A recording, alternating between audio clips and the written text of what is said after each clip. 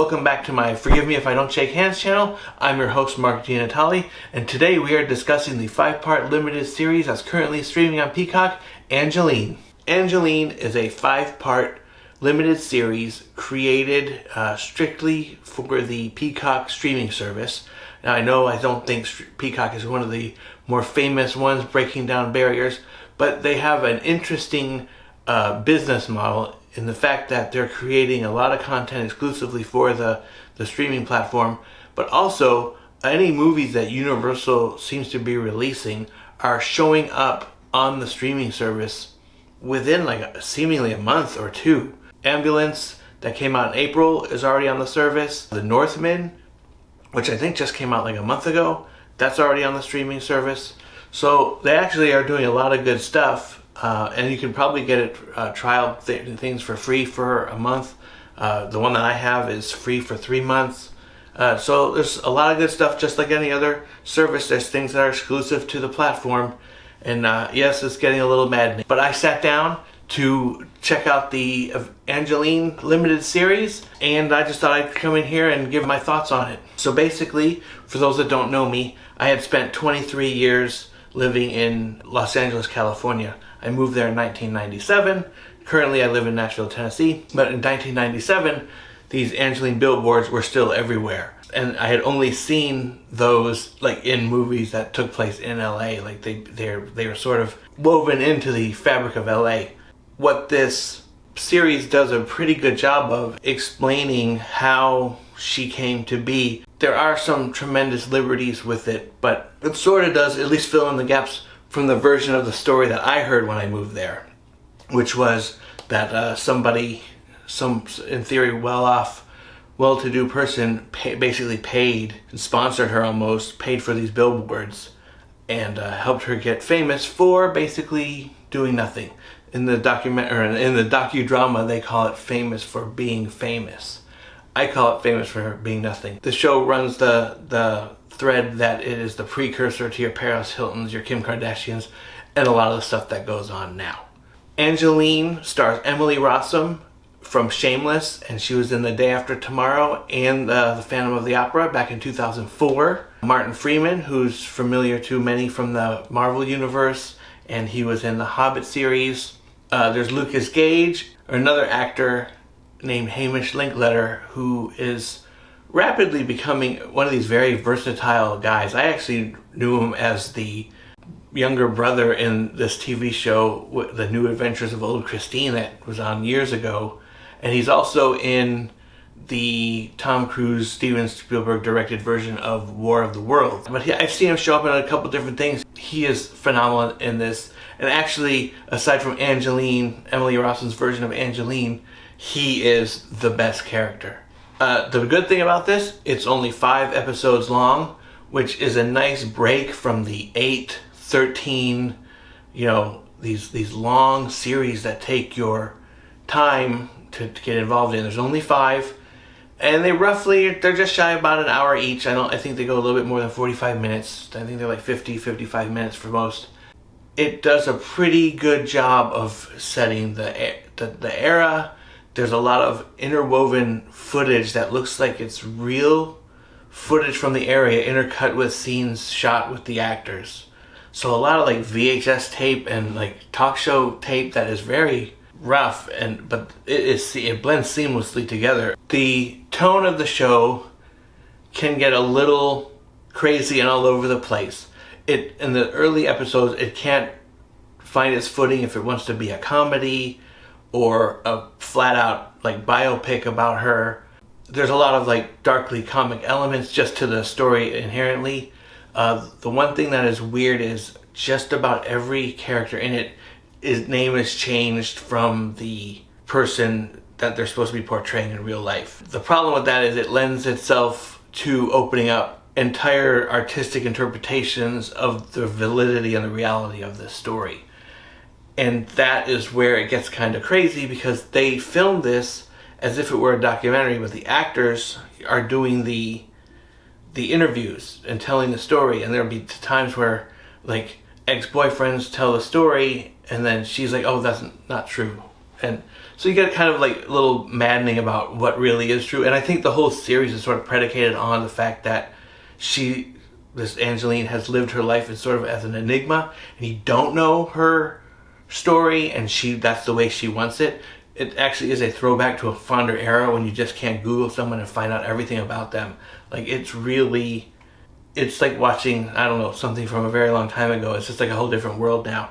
I am not sure how many people this even appeals to outside of those that are familiar with like the LA culture, have lived in LA, currently live in LA. This is a very niche story, very interesting character, but very niche. I just don't know if people care that much about it. I have no idea if her appeal ever got outside of LA. The show does not make her out to be an international phenomenon by any means. In fact, I think they even build up her importance to her in the city. Like, they make her sound like, feminism and all this other stuff. And I just don't know if it was like that. I don't know if it was inspiring anyone. I just think it was this sort of spiral out of control as a joke. The problem that I ultimately had with the series is you truly, when it's over, don't know that much about the real person. And where they get the story from is a gentleman who wrote for the Hollywood Reporter sort of wrote an article, I guess he wrote 2 articles, where he sort of finally got to a bottom of a lot of her history and her past. And so you do get to see her as a child, like their version of her as a child, and all this that they did eventually dig up. But you just don't really know the person. Like a lot of biopics and a lot of these sort of things, you get to really know why at the core they did something, or why they did something. And a lot of it revolves around her infatuation with Marilyn Monroe and lounge singers of the era. But you truly just get the impression that she just wanted to be famous for doing nothing, and she has made complete peace with that. They really build up her importance in LA. Like the fact that to this day, she still drives around the city of Los Angeles in her pink Corvette, signing headshots and stuff. And all the pictures are from the 80s, basically. She is in her 70s, I think, now. And she is still doing a lot of what this show depicts. And that's the other funny thing. So in the show, they do go back and forth between the young 80s version of Angelyne, and they'll do these side interviews with her that's supposed to be more modern day, like in the past 5 years. And they have been very kind to her in her later years from the makeup. Which brings me to one of my favorite standout points of this series is the makeup. They have hired significantly younger actors to age over a couple of decades that the story takes place. And the makeup is unbelievable. So I don't know what the budget was for this show, but they seemingly spent the money on good special effects and good makeup. Because as far as her fan club member that turns out to be almost a glorified assistant, this Hamish Linkletter who plays Nick Krause in the show, he is one of the best characters in it, because he is truly a character. His makeup, and there's several others, that is just done so well. It's so believable. And for that, I have to commend them. It was really something to see. Before I continue, if you haven't already, please hit that like and subscribe and ring that bell for notifications. I'm trying so hard to get more content on a more regular basis. It would help me so much if you like, subscribe, and share this video for those that might be interested. Back to the review. The actress who plays Angelyne, Emily Rossum, she is awesome in this role. Totally amazing through all the facets of her life, from the young girl in the late 70s and early 80s all the way up to 2015, 2017 when I think this movie sort of wraps up. She is amazing. She's got a great look. They do an incredible job with the prosthetics, because at one point Angelyne gets very voluptuous, let's just say. She does very well, because these things look very heavy, but she's very attractive in this role. She's very funny and has a lot of mannerisms that I think almost give her more personality than the real person. I'm not really sure, because I've only seen the real Angelyne in real life like one time. and there was no interaction. But she's very personable, very funny. Whether it's by design or just the inherent subject matter makes it funny. But she's got a lot of great mannerisms, a lot of inflections in her voice that are seem very spot on for someone like this. I already mentioned that Nick Krause, played by Hamish Linklater, is great in this. He starts off as a fan, then he becomes a fan club president, and he becomes sort of a confidant that really does it. There's not a big romantic angle in this, but he really feels for her when she goes through some of the crappier times and how she's treated. Like, he really feels for her, and that's conveyed very well. Grading this on another limited series that I absolutely loved, that also took liberties with the story, the Pam and Tommy, that aired on Hulu a couple months back. That to me was a more stellar production in terms of information.